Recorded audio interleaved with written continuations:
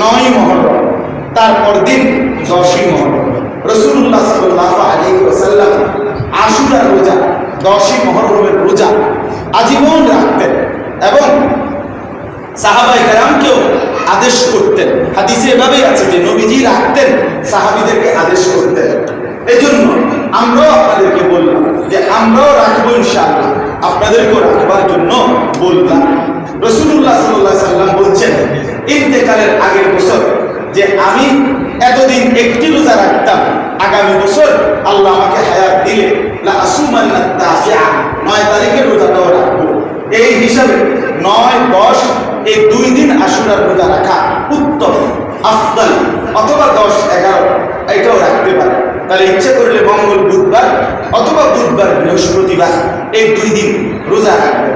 রাসূলুল্লাহ সাল্লাল্লাহু আলাইহি ওয়াসাল্লাম বলেন আশুরার রোজা আহতাসিবু আলাল্লাহ আন ইউকাফিরা আস-সানাতা আল্লাতী ক্বাবলা, আমি আশা করি আমার আল্লাহ পিছনের 1 বছরের গুনাহ মাফ করে দিবেন। সুবহানাল্লাহ।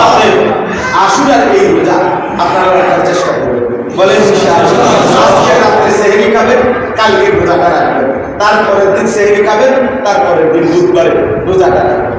নিজেদের স্ত্রী, নিজেদের মেয়ে, আমি বাসায় আমার বিবি রেডি হয়েছে, আমার মেয়ে রোজা রাখবে, হ্যাঁ আমরাও রোজা রাখবো, মাদ্রাসায় বলে আসছি, উস্তাদ ছাত্র বড় সবাই রোজা রাখবে আশা করি। তো আপনারা আপনাদের বিবি বাচ্চাদেরকে বলবেন। মহিলারা স্বাভাবিকভাবে নফল রোজা রাখতে আগ্রহী হবে, মহিলারা রোজা রাখে, উপাস থাকতে মহিলারা এক্সপার্ট। কথা বুঝছেন কিনা? এমনি তো রাত আগ্রহীও 7-8 ঘন্টা কি থাকে, এটারে রোজা ধরাই দিলে আরো ভালো। কথা বুঝছেন কিনা?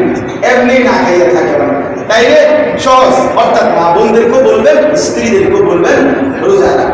সর্বশেষ কথা হলো আল্লাহ তাআলা বলেন ইন্না ইদ্দাতাশ শুহুরি ইনদাল্লাহি 12 শাহরান, বান্দা 12টি মাসের বছর, এই কথাটা আমি আল্লাহর ফয়সালা।